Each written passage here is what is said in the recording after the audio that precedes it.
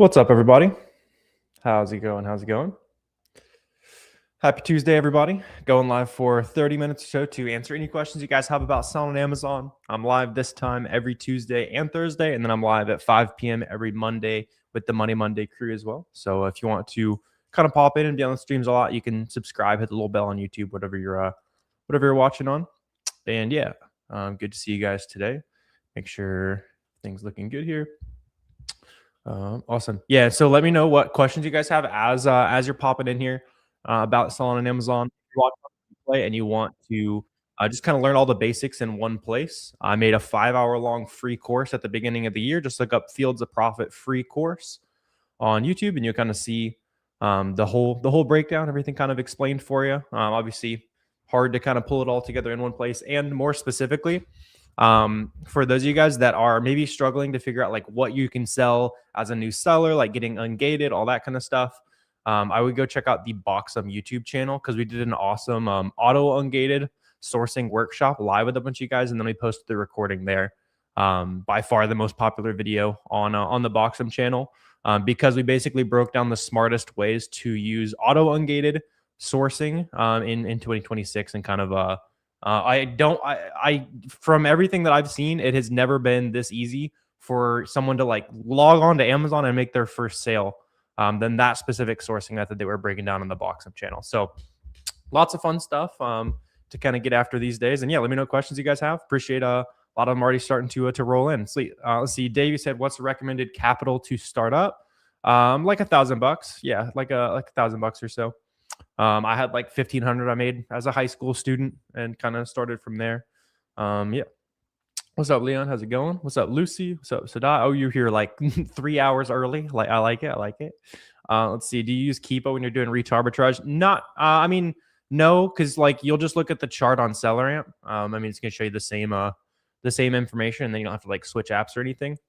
But looking at that chart is super, super important for sure, though, because you need to make sure that it's actually you need to make sure it's actually something that is going to sell well for you, like has a history of being, a good selling product. It's not like, it's not profitable just today, and like before that it was like way cheaper all the time. That's like a really common one that will make people buy stuff that's not actually profitable, is kind of just looking at the price today and ignoring like the past of the product, basically.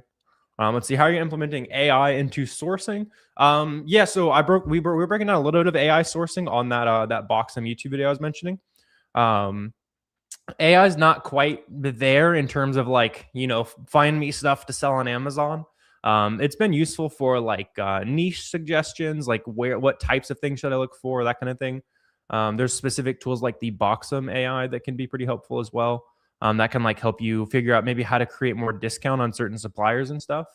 But yeah, I mean, there's lots of fun things to play around with. Let's see. Sweet. Couple questions on TikTok here. Let's see. Why haven't you scaled to 1 million a month? I like it. So for me, number one, I'm pretty happy with like the scale my business is at. Problems are at a range where it's like, the worst problems could be, 10, 20,000 bucks. It's not like life ruining if something goes wrong at this point, which helps me, sleep at night. And then, in terms of just like tactically why I'm not at 1 million a month, I would just have to hire more people and double down on what we're already doing. But spending a lot of time, just focusing on the other projects and stuff. There are people who I know personally who do, 1 million plus a month just with arbitrage, which is like crazy. It just requires like a lot of time and that kind of stuff. There's nothing stopping you from getting there. I've seen several people do it. Let's see. Can you give advice to brand new sellers who are gated in everything? Sure. Yeah. I mean, you can get ungated in like 50 to 100 brands today for free if you just go to the Boxum auto ungate checker. So go to bulk ungating on Boxum. And then you'll be able to, you'll run your store through that, and you'll get like 50 to 100 brands that are ungated for you right now. Yeah, and then beyond that, you can also you can just go to like any online retail store. So if you go, like for example, I buy pretty much all my inventory from Walgreens.com, Vitacost.com, Kohl's, Dick's Sporting Goods, like all those different like big name brand websites, basically. and those are all going to give you invoices that work for ungating. Yeah, you just submit that because it has your information on it. It's from a legit supplier, obviously, and you'll be good to go for that. Let's see. Said source for auto ungated brands and just keep sourcing. Yeah, I mean that's good advice for beginners too. Yeah, it's at the end of the day, like it is just, it just takes kind of that initial effort. Like when I first started selling on Amazon, it took me like a couple weeks to find something that made sense.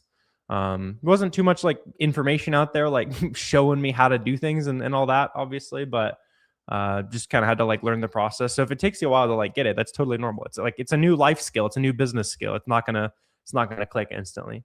Do you hire a virtual assistant to source? So personally, yeah, I have a virtual assistant team that sources pretty much all the inventory we sell at this point. But it obviously didn't start like that. You'll have to be doing a lot of the sourcing in the early days, and then if you want to hire people to do sourcing for you, you definitely can. Just kind of like later down the line, basically. Yeah, for sure. That's like a really good way to scale the business, though. That's where between like virtual assistants and prep centers, those are kind of the two easy ways to pull yourself out of the business, make it a little bit more automated ish. Let's see. How do you get invoices to Ungate? So anytime you buy from an online store, so every time you shop at Walmart.com, Target.com, Walgreens.com, anything like that, as soon as you buy, they're going to send you an email that says, "Hey, here's your order. That's your invoice," right? Like, you don't need to like have any super special like invoice or anything like that. Let's see. What's the best method to have your product on the first page? So the nice part about what I do in terms of selling on Amazon, you don't need your products to be like on the first page or however you want to look at it, right? Like you don't need the products to be like ranking, because you're just going to be selling things that already sell and are already in demand. Um, yeah, so it's not really much of an issue. So as long as you buy things that like SellerAmp shows already sells well, then you'll be good to go. What's the reasoning behind the $1,000 to $1,500 starting cost? Yeah, so the only like like essentials you need when you're starting to sell on Amazon is about 150 to 200 bucks in um, uh, supplies, just like boxes, like tape, labels, that kind of stuff. If you don't already have any of that, you're gonna need about 90 bucks a month for software. So you're gonna need SellerAmp, Boxum, and Keepa, and then the rest is just for inventory. Yeah. Otherwise, if you like, theoretically, you could start with $100, but then you'd only have like 10 bucks left after software to buy stuff, and then obviously the math doesn't work to pay for it. Let's see. Let's see. You're selling your book on Amazon. Any suggestions? That's cool. I've never like I don't launch products on Amazon. I just like sell things that are already in demand from like wholesalers and big websites and that kind of stuff. So not exactly sure how to get books ranked on Amazon, but that is a very cool project there. Let's see. When you scale to 5 figures a month, what's the best way to create margin? So consistently, the best way to create margin is usually coupons and discounted gift cards. Those will be the vast majority of the time the way I make the most profit. Loyalty rewards programs can also be really big. Certain websites, if you spend during certain periods or just all the time, you get X dollars back. Maybe it's in like Ulta points is a good example of this. Those are good ways to create margin because then you can use those points to buy a bunch of free products. And then you're obviously reducing your cost of goods sold that way. Yeah. Let's see. Yeah, there's like fake profiles and stuff like that, Angela. So if you go through the Discord, like just the free Discord, and you click my profile, you'll know you're talking to me. You can just click my name through the free community. I know there's a bunch of fake Discord accounts and Twitter accounts and all kinds of stuff of me, but yeah, I'm probably not gonna message you about some kind of weird crypto scam. I'm definitely not gonna be messaging you about some kind of weird crypto thing or whatever a lot of the imposters are up to these days. Yeah, let's see. Sweet. Let me know what other questions you guys got here. Let's see. You'll be starting next week with $1,000. Awesome. Let's see. Will you get a fee for buying a group of things at once? Sometimes, yeah. Like sometimes you can get bulk discounts, but it depends on the supplier. If you go to for example, like Home Depot, sometimes they'll do like bulk discounts. If you buy things from like quasi wholesalers. So there's a lot of websites that sell directly to like restaurants and that kind of things. You can sometimes split apart those bulk packs, and that can be a good way to source as well, like thinking outside the box a little bit. Let's see. Fake version of me trying to go on WhatsApp. Yeah, that's that's pretty safely you can say that's a scam. I'm not not going to be blasting too many people on WhatsApp. Let's see. When you have an LLC, what's the better way to open a brand site account? I mean, you do it through your LLC. If you want to start doing like brand direct, if that's what you're getting into there. Yeah, you'll just need like the legal company and structure. You need a resale permit and that kind of thing if you're doing wholesale. If you're doing arbitrage, then you can get a resale permit. That would be helpful. You don't need an LLC. Again, maybe one of those things that's helpful depending on your situation. Where are you from? Grew up in Arkansas. See, your name is Okie, so you might be you might have grown up next door in another state over. Sweet. What other questions you guys got here? Listing for what criteria do you deem a winner, such as the amount of sellers, BSR? Yeah, I mean, like there's basic things like $3 profit, 30 ROI, stuff like that. Like we don't need to sit here and just like list off things that are good about products. I have the full checklist of everything that I look for in the free course that's linked down below or up above, depending on what platform you're on. If you do want like that full checklist of everything that I look for. But yeah, I mean, there's a lot of like small things that I like to look for. The most important things is, does it sell? Are there at least a couple resellers on that listing, or maybe on other listings in that brand that show me that the brand is safe? And if all those things are true, then generally you can at least test it out. Does Amazon take fees for all? So anything you sell on Amazon, Amazon's going to charge fees for. Yeah, not sure exactly what you're talking about there, but yeah, you're talking about selling like 3-packs or something. Yeah. Trust me, if you make a sale on Amazon, they are going to get their cut. So it's up to you to make sure you're sourcing with enough profit left. Any recommendations for a few websites to source? Been doing it. You have days where you can't find anything. Yeah, that's totally normal. There's definitely going to be days that are a lot easier to source than others. So for example, like President's Day sales have made sourcing pretty easy in the last couple days. I haven't done much sourcing today, so I'm not sure if those are still going on. I would assume there's probably a good amount of them, which makes weeks like this a little bit easier to source. Let me check some of my favorite sites here in the background. Yeah, there's still some President's Day sales going on for sure. So honestly, today is one of the easier days to source. Yesterday was pretty good as well. Like a lot of just like random holidays will create sales. So here's like the simple flow to find something pretty quickly, right? So just check a random website, go to Walgreens, go to Gap Clothing, go to whatever, right? Look at just the banner. Is there a sale? Is there a coupon? That kind of thing. If there is, then I'm going to go to those types of products on Amazon, and then I'm going to filter down the stores of everyone who's selling that product to just that brand.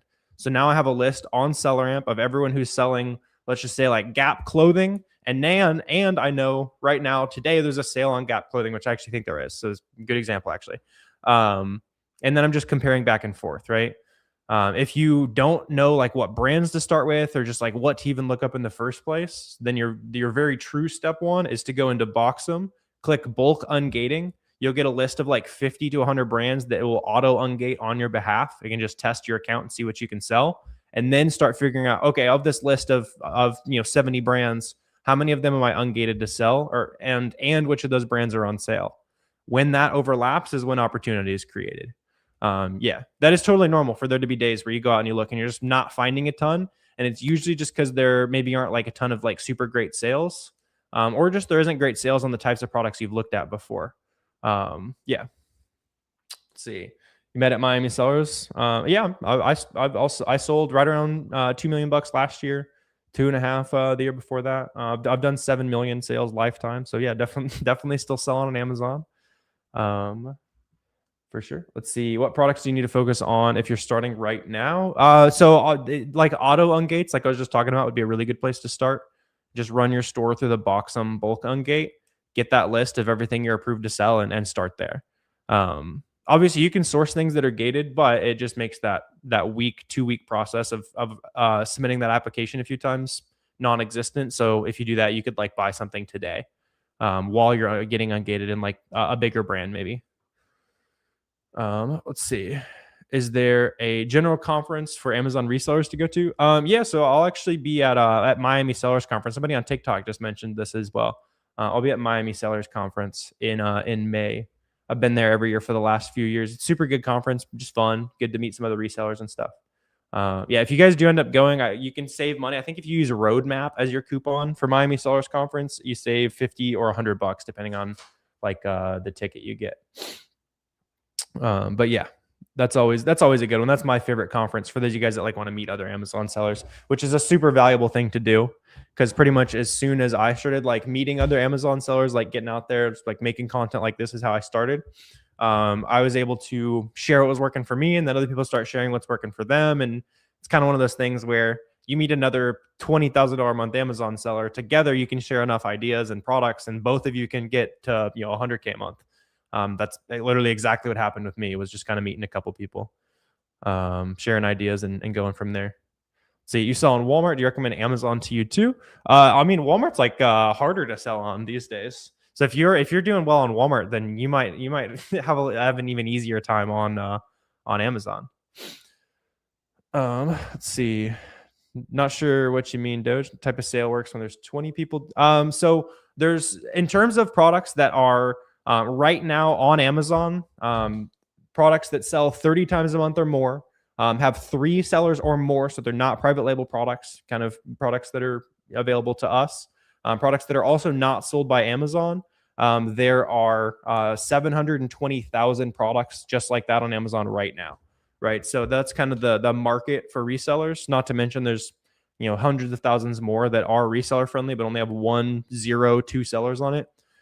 So, I mean, it's just kind of like a scarcity mindset thing. If you think like sharing some ideas with like another couple people is going to do much of a dent for you. Let's see. Average price you pay for a sourcing video. You're looking to get one. You did 80K sales last year, looking to expand. Nice. Yeah, that's a great place to start. 80K. And my first year on Amazon was like 100K. So you're pretty close there in terms of like getting started. I would not hire. So if you're thinking about like hiring virtual assistants or something like that, I would not hire a virtual assistant until you're to the point where exactly where you would spend another 40 hours per week and money is your bottleneck. If both of those things are true, then go for it. For me, this made sense when I was doing around 20 to 30K a month is when I started hiring people to come in and help me source inventory, basically. Yeah, that'll be like virtual assistants and stuff. Let's see. You sold 150K last year. Peanuts. No, man, you can't. If you sell anything on online, you can't get down on yourself. Even if you sold $100, there's a bunch of people that would kill who have sold $100, right? But yeah, if you said you sold 150K on Walmart last year, you're gonna have you're gonna like Amazon. Even if you just sell the things you're already selling on Walmart on Amazon as well, you could probably like match or at least get close to that amount of revenue, just like buying the same things. Because a lot of times for me, it is the opposite. Like I'll source something for Amazon and then I'll check the Walmart listing and be like, oh, Walmart listing's pretty good too. For sure. 20K profit after deduction. That'd be pretty bad. Typical margin is going to be like 15 to 20% gross margin. You could go as high as 25 gross margin if you're pretty good at sourcing. And then for me, we shoot for about 10% net after I pay everyone to do all the work, basically. So yeah, that's why you want to have your gross margins ideally close to 20 so that you can have plenty of wiggle room to reduce profit by pulling yourself out of the business, like buying yourself some time back. Can you resell things that are on Amazon? Yeah, that's like the whole point, Lonnie. Yeah. So like here's an example I've been showing a little bit, but like this, for example, super simple product, right? This is even like at a local retail store. You can see the clearance sticker on the back. When I scanned it, I was selling for like 30, I think it was 30 or $35. We bought it for 12. And the listing already existed on Amazon and is already in demand. That's like how it works. That's like the basics. Does Amazon give 1099Ks? Yeah, you can check like the like tax document library, something like that. And then you'll just pass that 1099 to your CPA to like get your taxes done and that kind of thing. Yeah, just make sure you're tracking like all of your expenses and stuff too. Make sure you're not paying taxes on money that was not profit. So you're tracking like software and boxes and labels and that kind of stuff on like a Google Sheet or like QuickBooks if you want to have it like more automated. And then tracking all your Amazon expenses on Boxum. And then I'll just combine those two things at the end of the year, give that to my CPA, and I'll be good to go. Let's see. Do you let people join? I'm not sure what you mean by that, Mayor, but if you're just looking for like knowledge on like where to get started, then there's a free course up in my bio. Or I also made a 5-hour long free video on YouTube if you just want to go to YouTube and learn everything as well. You can just look up Fields of Profit free course on YouTube, and you'll see what I'm talking about. There's a couple very long YouTube videos that breaks down everything for you. Why is it so hard to list used textbooks on Amazon? It shouldn't be unless it's a publisher that is worried about copyright or counterfeits.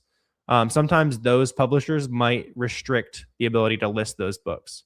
That changed from when I sold a lot of books back in the day, and it was like becoming a thing back then. Let's see. All right, bloody. I'll let you believe what you want, man. Let's see. Do you do FBA, like private label? Yeah. So I don't do private label, but I do like an easier option, at least in terms of starting.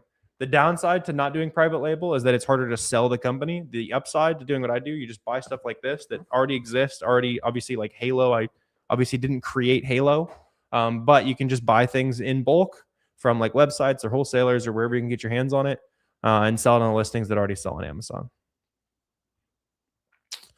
For sure.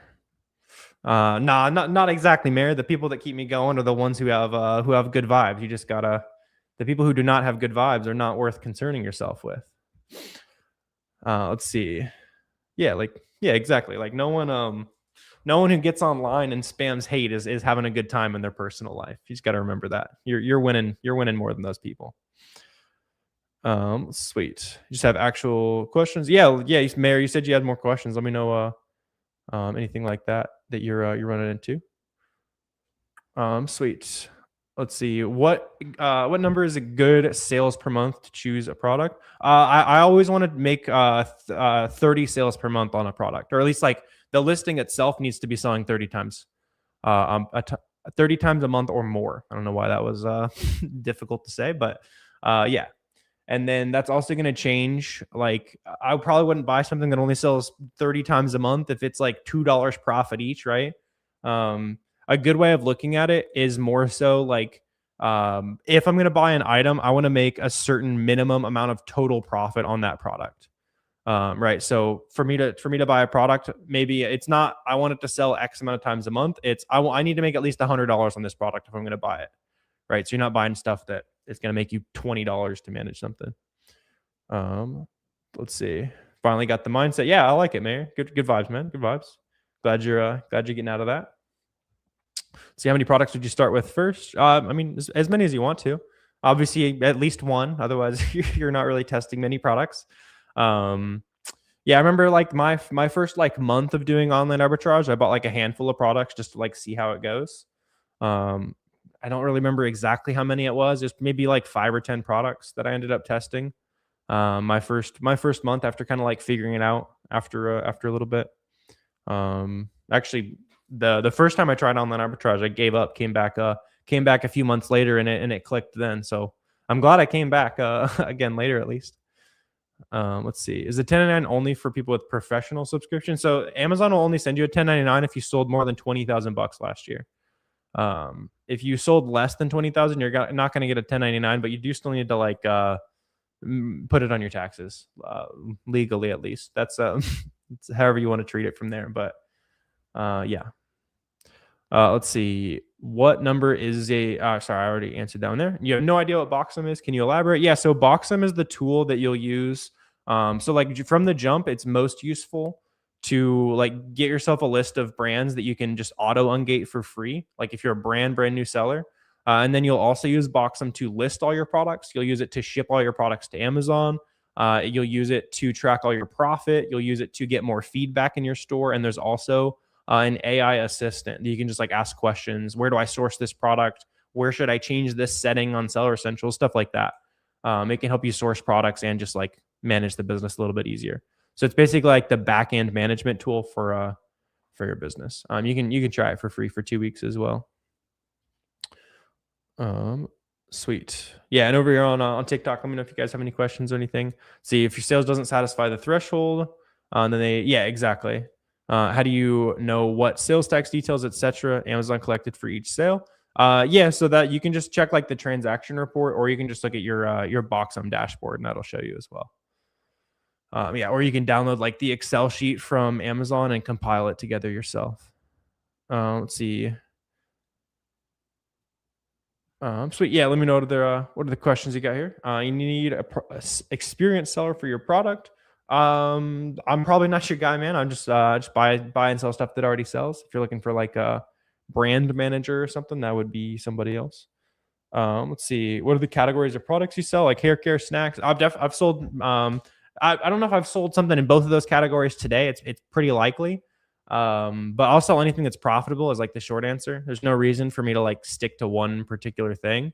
Um, but yeah, like it kind of depends on the time of year too. So like during Q4, like during Christmas, it's a lot more likely that I'll be selling, shoes, clothes, toys, makeup, stuff like that, right?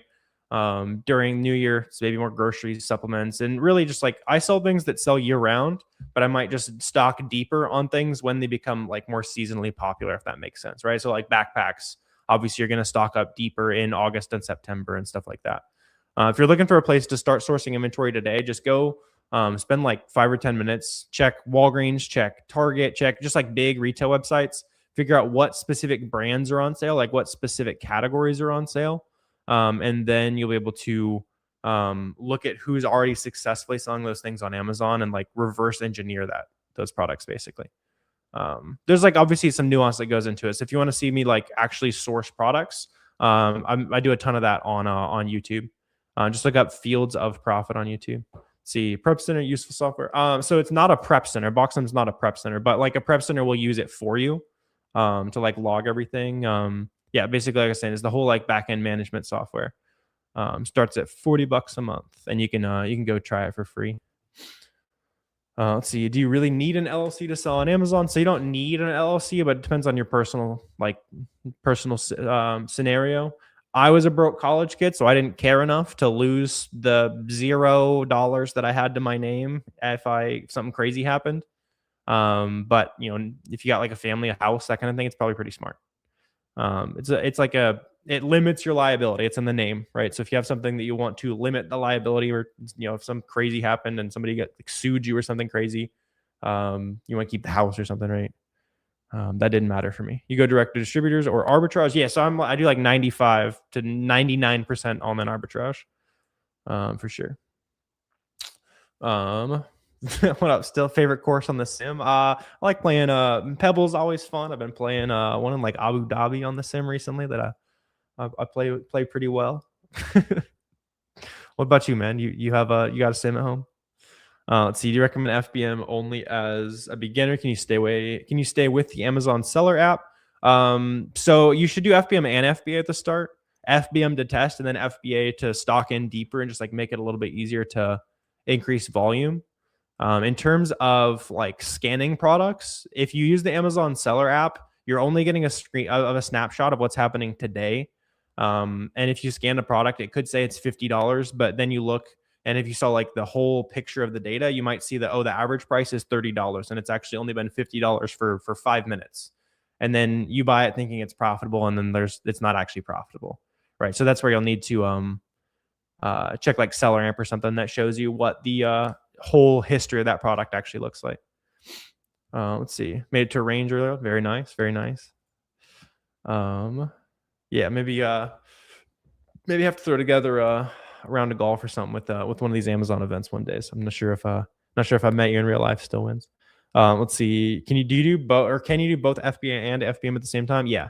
And you should. Like that'd be like the theoretically perfect way to sell on Amazon, because you'd be making sales FBM while things are still shipping into the warehouse at FBA. Best discount gift card sites.